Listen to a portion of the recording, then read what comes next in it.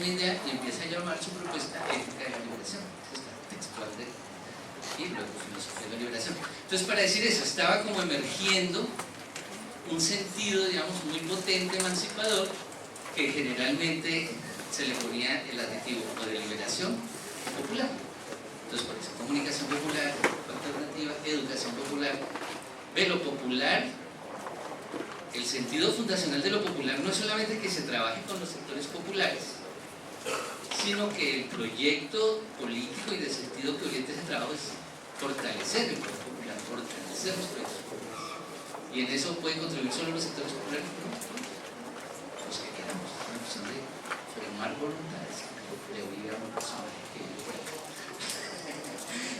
entonces es muy clave porque ahí viene ese, como no, seguimos bien eso. Entonces ya realmente lo que conocemos con el nombre de iniciación a acción participativa es algo que se construye ya explícitamente a lo largo de la década de los 70. Pero como he tratado de demostrarlo en la conversación, no es de que se corrió el telón y comenzó un nuevo acto, así como cuando no hay, sino que era un acumulado, sea él, incluso sea por sus orígenes llanos, por su propia personalidad, por lo que fue viviendo, pues él ya sabía que la investigación que quería era de otra manera, y especialmente esa preocupación por valorar los saberes, la campesina, todo eso estaba ahí. Pero claro, ese periodo de la segunda mitad de los 60, en que ellos a su vez van a vivir persecución y todo, ¿qué está pasando en América Latina en los años 60? Pues el ascenso de las luchas populares, la presencia en el mundo universitario del marxismo, la radicalización también de las propuestas políticas de izquierda, y entonces ellos no eran ajenos a eso. Entonces, en el capítulo 3 precisamente de ese libro dice, sí, claro, aquí en estos dos hemos mostrado inconformismo con lo que hay, nos simpatiza esta idea de la liberación, pero lo que hay que hacer es aprender lo que la gente ya está haciendo con sus luchas, con sus movimientos políticos. Entonces, no se trata solo de cambiar como ese sentido, el propósito político de las ciencias, sino que hay que construir, y él va a citar mucho a Camilo Torres, la necesidad de una sociología latinoamericana, de una ciencia social latinoamericana, es decir, la necesidad de construir, ya se llaman corpus teóricos, corpus conceptuales adecuados a nuestra realidad, porque ellos también habían vivido eso, y fueron explícitos en decir, no solamente Fals, Sánchez Casanova, varios autores, es que ellos se han formado en un marco teórico que claro, era pertinente a lo que era un poco el mito fundacional de Estados Unidos, y era como un lugar donde llegaba ya la gente de diferentes religiones en búsqueda de la libertad. Pues por eso todo el mito de que toda la sociedad norteamericana está construida sobre la libertad, y entonces por eso se han construido instituciones para la libertad, y entonces se generan organizaciones que expresan esas instituciones, y cada persona, cada juega un rol. Bueno, todo lo que aprendieron ustedes de sociología funcionalista se parecía a esa realidad que se estaba viviendo, se había ido, digamos, también construyendo imaginariamente el simbólico ahí de Estados Unidos. Pero claro, ellos llegan allá con esas teorías, y ¿qué es lo que encuentra Fals, Camilo? Pues Colombia en plena violencia.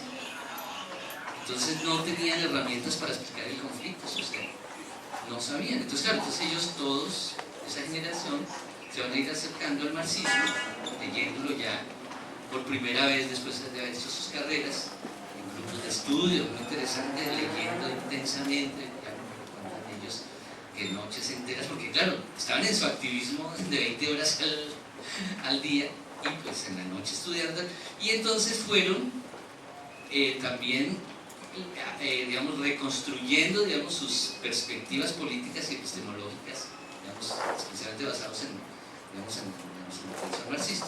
Entonces ya eso es lo que va a pasar en esto que llamamos el nacimiento de la iniciación de acción participativa, porque parte de esos postulados que habían planteado estos del grupo La Rosca eran cosas que es un folletico que llama Causa Popular, Ciencia Popular, que a propósito, ahorita yo les voy a poner a disposición un QR que ya le pedí a mi monitor, porque un grupo de estudiantes míos creó un repositorio de todos los libros de Fals, todos. Tenemos un repositorio, yo le dije, aquí las cosas no están fáciles. Estaba yo ahí tomando notas y dibujando gallinas, con ellos también. Le dije, ¿no es Alfonso tan desordenado? Yo, créenme un QR, lo que decía aquí Alejandrina, los jóvenes, créenme un QR donde ellos puedan Entonces ahorita creo que ya estará, miramos la forma de que acceden a todo el centro. Entonces, ahí ellos en ese libro de Causa Popular, Ciencia Popular, van a ir diciendo cosas que hoy son como muy comunes en las ciencias sociales, de los 80, 90 para acá. Y es, por ejemplo, no hay que hacer investigación solamente de ámbito nacional, que fue como la escala en la que se naturalizó la investigación social. O sea, diciendo hay algo que llama Colombia, que va hasta acá, y algo que llama Venezuela, que va de acá allá, y desconociendo dos cosas, lo regional, o sea, no varía, igual que Colombia no es la parte andina, entonces hay que hacer investigación regional y investigación transfronteriza. Bueno, ellos dicen una cantidad, son puras líneas. Y entonces van a decir, miren, nosotros tenemos que no hacer investigación desde Bogotá, sino irnos a las regiones. Era un poquito, eran como 10, entonces, bueno, Falsi y María Cristina se van a la costa, el otro se vaya al Cauca, el otro se va, bueno, claro, hay unas cosas ahí se disolvieron algo, pero era esa cosa. Entonces ellos se van, María Cristina y Orlando, se van al Caribe colombiano, donde había un movimiento campesino muy fuerte, radical, la Sociedad Nacional de Usuarios Campesinos, Línea Cincelejo, y que estaban en pleno proceso de recuperación de tierras, de construcción de sus propias organizaciones, clasistas, como se decía en ese momento, y entonces ellos van allá y se ponen a disposición. Entonces cuentan que llegaron como en el 71, se lo contó una campesina que es senadora en Colombia, se logró que hubiera por primera vez una senadora campesina, precisamente la esposa de alguien que les voy a comentar cercano a Falcón. Entonces ella dice, sí, yo recuerdo, yo era niña tal, que cuando llegó esa señora de cachacos, no sé, los del interior, no sé, esos gochos allá tal. Y entonces llegaron, entonces nosotros dijimos, sí, gracias. Y ellos dijeron, bueno, nosotros somos investigadores, porque claro, también un poco para, ya les voy contando cómo ha ido variando esta manera de entender la relación entre investigadores profesionales y bases populares. Eso ha cambiado mucho. En ese entonces, ¿quiénes eran los que se han formado como investigadores sociales? Gente de clase media alta, que no tenía contacto cotidiano con el mundo popular. Bueno, ahora ¿quiénes somos? Pues venimos, uno dice, no, voy a buscar un barrio popular, es verdad que yo vivo en un barrio popular. Pues ya no, claro. En el caso de ellos, sí, pero muchos de los materiales que circulan de los 70 es eso, vaya, de la gente externa, ¿no? Pero ahorita que tenemos de estudiante de la universidad, el mismo niño joven de Petar. ¿Con quién más va? Entonces, en ese entonces ellos llegan, tal. Y entonces lo que nos dice esta mujer es que ellos le dijeron, doctores, que disculpen con ustedes, todavía no les podemos responder porque mañana tenemos una toma de tierras. Pues si quieren los invitamos, si quieren ir. Pues ¿qué creen que hizo Falsi? ¿Fueron o no fueron? Bueno, claro. Entonces eso fue lo que dijeron, bueno, te sientes los nuestros, que siéntese y hablamos de lo que quieran. Hubieran podido haber dicho, no, qué bien, qué susto. Bueno, claro, personas que no conocen ese ambiente. Entonces ya el proyecto que ellos comienzan a hacer con ellos es, claro, porque esa era también la lógica clásica de una IAP, por eso nosotros lo que hacemos es IAP. Hago algunas cosas de IAP, pero no todo es IAP, porque ya la IAP clásica, esa que ellos fundan, es ¿quién decide las preguntas de la investigación? ¿Qué creen ustedes? En ese momento que están viviendo. No, los campesinos organizados, ni siquiera la comunidad, porque esa categoría de ser abstracto es muy sospechosa. De hecho, la población organizada que dice en este momento estamos bien, allá los ricos en ese momento estamos robándole su tierra, ¿no? Nosotros estamos recuperando tierras porque nuestros mayores, nuestros abuelos nos han dicho que eso que hoy es la hacienda tal, eso era antes un resguardo indígena, o era unas tierras ejidales, unos baldíos, tal cosa, y ellos fueron corriendo la hacienda. Eso, aquí ha pasado eso mil veces. Entonces, señores, mánteganos allá, ustedes tienen que, por favor, ir a los archivos de Bogotá, de Popayán, allá de coloniales, y nos tienen que demostrar que esto que estamos haciendo era nuestra pequeña tarea. Dos, también, nosotros sabemos que ahorita estamos luchando, pero según nos cuentan de nuestros abuelos, acá, en estas regiones también hubo otras luchas campesinas que no tenemos nada, que es lo que nos estaba mostrando la compañera. Entonces, segunda tarea, recuperar la historia de otras luchas campesinas que se han vivido ahí en el Caribe. Y es lo que ya, digamos, se pone a hacer María Cristina, Fals, y ya van formando un grupo de campesinos, un equipo de campesinos para la investigación, y es lo que ellos van a poner en práctica. Por una parte, que ya también fue presentado muy bien esta mañana, pasamos adelante. Pero ya digo, yo creo que nos acabamos de pasar como 3 adelante y luego devolvernos. Eso. Entonces ellos dijeron, bueno, claro, tenemos que hacer también las cosas de otro modo, y entonces vino un problema que era clásico también en la formación de sociólogos, de qué técnicas utilizar. Entonces dijeron, no, podemos utilizar técnicas clásicas, pero adecuándolas al lenguaje y hacerlas sencillas. Un censo, entonces nosotros hicieron un censo. Y ahí es cuando ellos dicen, bueno, vamos a hacer como 2 estrategias investigativas, que ya fueron esta mañana presentadas. Yo estoy en repaso: la recuperación crítica de la historia y la devolución sistemática. Y entonces la recuperación, básicamente, en ese momento, yo leyendo varias cosas de Phantom donde habla de recuperación, en diferentes momentos pone énfasis diferentes. Entonces en este momento era clave la recuperación histórica, porque era recoger esas luchas anteriores que podían alimentar las luchas de hoy. En otros textos de pronto nos dice, la recuperación histórica está en reconstruir cómo en la historia pasada se fue dando la apropiación de tierras y todo eso, pero especialmente una preocupación que él la llamó así, de evolución sistemática, y es algo que hoy también se volvió objeto de discusión con todo eso que se ha llamado extractivismo epistemológico. Y es que una de las cosas que predomina, digamos, en el mundo investigativo, académico, con respecto al resto de la humanidad, es que son como vampiros. Son como vampiros que van absorbiendo la información de los otros, viendo a los otros es simple como datos, informantes, ejemplo, no. Y no sus sujetos, como ya lo dijeron acá. Y para Valls era muy clave ir lo que fuera avanzando la investigación. Claro, ellos no estaban en una universidad, habían tenido que romper en ese momento con la universidad para poder hacer lo que iban a hacer, sino que sus interlocutores eran los campesinos, las organizaciones, los militantes campesinos, que en última interesaba mucho el trabajo investigativo. Los dirigentes sí, los dirigentes sabemos que eso que ustedes van a hacer nos va a servir.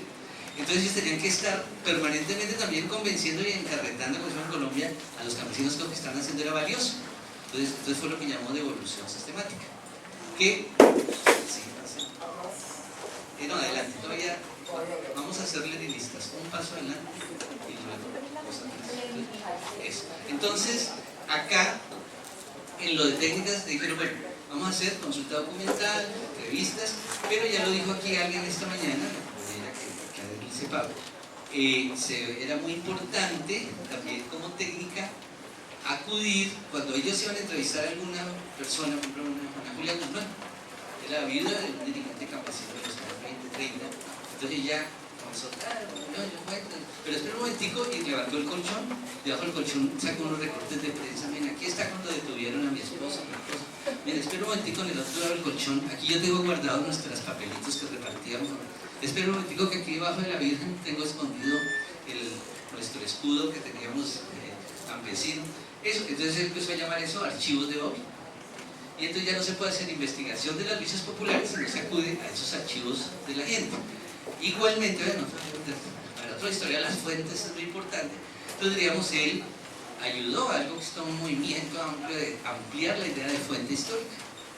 Entonces estaban las voces de la gente, las fotografías, los mapas, y ahí, por ejemplo, eso es un censo que hicieron en el centro, y a mano alzada por los campesinos. Iban haciendo, cada campesino hacía el censo de su vereda, y a la derecha lo que hoy llamamos cartografía social, en un momento llamaban mapas parlantes, y era que como la mayoría de la población campesina de base no sabía leer y escribir, entonces mucha de la información de luchas tenía que ser reconstruida. Y se acuerdan ahí detrás de esa montañita fue donde resistimos también, allá en el río tal, fue donde mataron a nuestra compañera, entonces todo eso lo iban reconstruyendo. Y otro adelante todavía. No, iba a decir algo así. Y entonces viene lo de la devolución sistemática, que es muy importante, que tiene que ver con esa preocupación de cómo, pero claro, él tenía claro, ya lo dijo también aquí a una de las compañeras, y es Zenobia, es que él era muy sistemático, hacía las cosas, pero o antes o después siempre eso lo formalizaba. Entonces dijo, hay que 4 canales, 4 niveles de devolución. Porque claro, él estaba trabajando con campesinos. Habían campesinos que no sabían leer y escribir. Hace 50 años, 55 años. Había campesinos que más o menos leían y escribían, digamos, eran los cuadros. Habían generalmente los acompañantes, que de hecho fueron voluntarios de voluntad, de Barranquilla, los jóvenes universitarios que fueron muchos de nosotros, pero también, pues, Falsborda, ya para ese entonces era un reconocido sociólogo, pues, rebelde y todo, pero leído. Todos los libros de los que les he hablado hasta ahora, todos salieron de español, en inglés, en francés. Entonces sabía también que tenía que alimentar una comunidad intelectual crítica. Entonces, por eso 4 niveles. Nivel 1, para los que no saben leer y escribir. Entonces, ¿pasas a la siguiente? Eso, entonces, nivel 1, gente que no sabe escribir, lo oral, la música. Entonces él se juntó con Máximo Jiménez. Ustedes buscan ahí por YouTube Máximo Jiménez. Entonces era un compositor vallenato y cantante vallenato que entonces, por ejemplo, recuperaban la historia de tal resguardo campesino o de tal cumbre. Y entonces la volvían composición, digamos, las volvían décimas, canción, que la pasaban a casetes y en los buses que iban de las zonas campesinas, ahí oyendo esa música.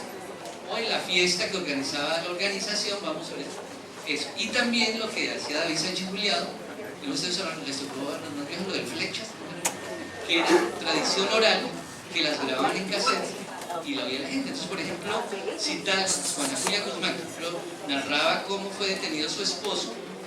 David Sánchez Juliado lo volvía estilísticamente, respetando su palabra y sus sentidos, como una pieza literaria oral muy bonita. Entonces, oír esa historia era atractivo. Nivel 2, ahora sí atrás. Sí.